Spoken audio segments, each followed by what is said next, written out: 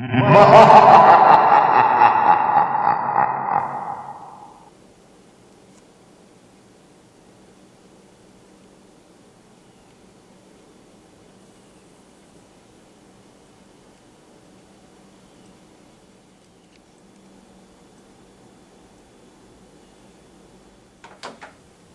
gentlemen, let's talk some cast iron. First out of the gate, Cajun Classic, 1 quart. Why do I need a little pot like that? Well, if you're making barbecue, fill that with barbecue sauce, you can dab it on your meat. Or, if you're cooking a steak on the grill, you just put your vegetables in it, set it next to the meat, and voila, you're done. I mainly use it for queso. While I'm sitting around the fire, dump my queso in there. The cast iron heats up, keeps my queso warm, and I got something to dip while I'm drinking my beer. 15 bucks, got this at Buc-ee's. Number 2, 2 quart. This is a Lodge. This thing works fantastic with that. That's all I gotta say. That's my dinner tonight. I have some nilgai sausage I'm gonna make. I'll make some nilgai sausage jambalaya. And I'm not going to show you how to make jambalaya because you can read the directions. This thing works perfect for that, and if you're going to feed 4 or 5 guys, you fill this with queso, set it on the fire, and you're good to go. Fantastic. Next one up. This one's important. It's a 5 quart Lodge Dutch oven.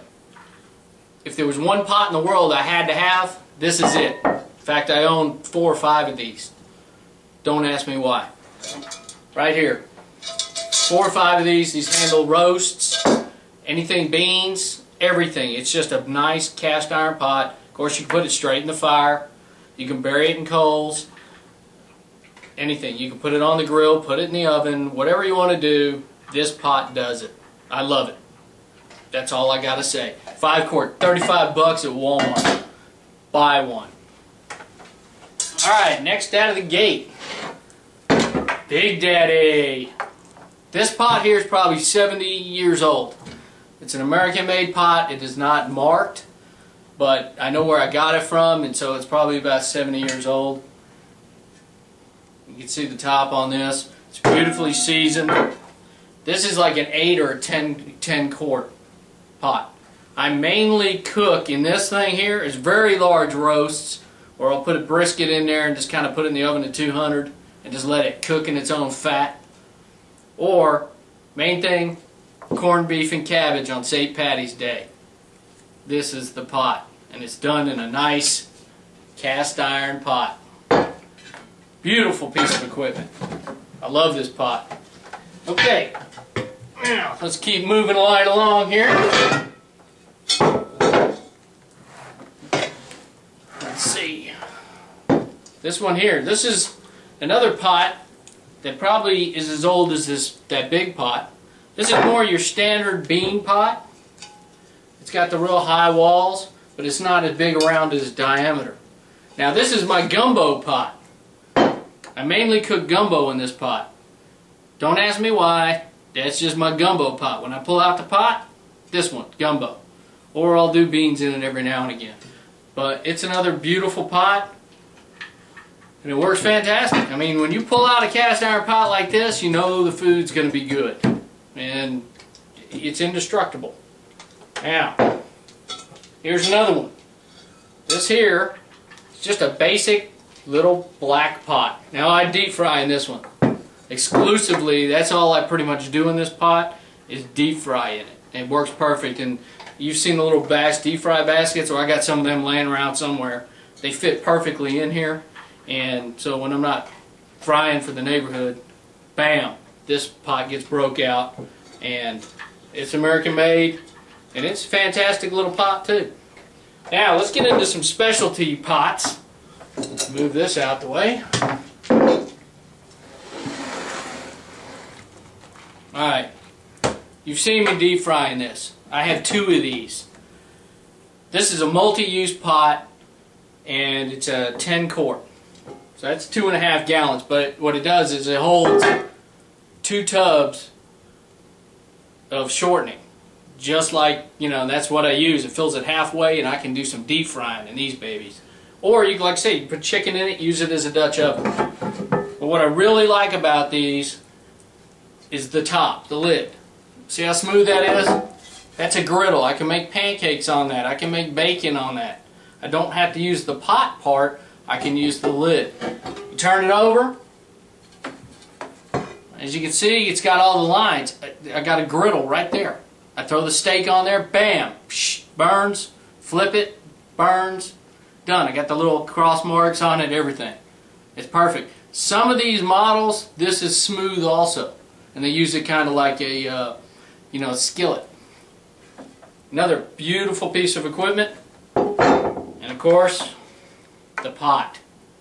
Now why do you need two big pots? Usually you don't, but when I get to frying, it kind of develops a crowd.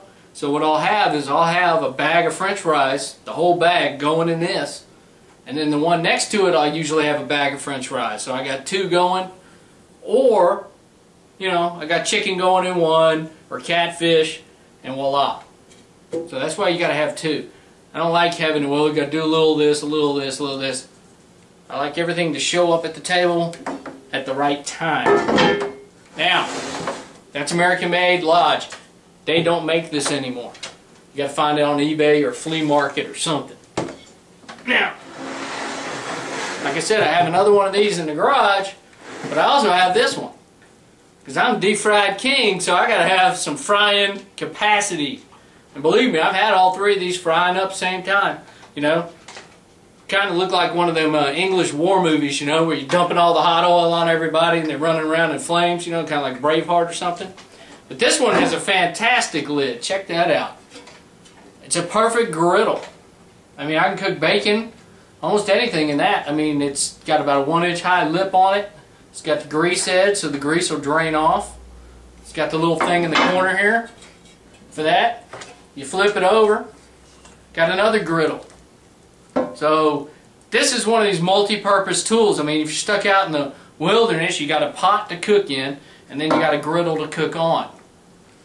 Okay, you can put a couple of chickens in here, roast, you know, whatever, ribs, everything. Seal it down, bury it in coals, and it will act. It's a Dutch oven, and it'll work just fine, just like that. Now I don't do much of that type of cooking. You can go on YouTube and find a million dudes that, you know, take it to an art form.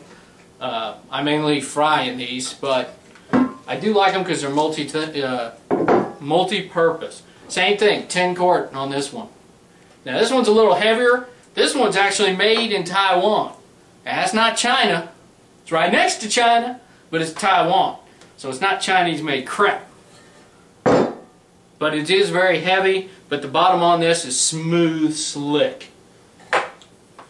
Well guys, 2024, Jayz asked to see some cast iron. Well, I'm showing it to him, and I still got more to show. But that's all I'm showing you today. So I appreciate you watching. I know you got better things to do than watch a guy clang around with his damn cast iron pots, but when you're cooking and you're really passionate about your cooking, you like to use what you like to use. It's kind of like your favorite hunting knife, your favorite hunting hat, whatever.